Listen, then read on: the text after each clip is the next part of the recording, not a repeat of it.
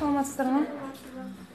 Неге так долго қыздар, сағат деген 40 минут болды ғой шақырғанымызға? Сударь қалды қатты, и содан кейін болды. Все, уже дыбыс шықты. Кто? А вы кто? Мама я. А что раньше было? Как? Температура. Было. А раньше она что? Почему так поздно? Ой, без 40 минут прошел. Она стоит на учете, что ли? Нет. 40 минут прошел, 40 минут. Мне қараңыз.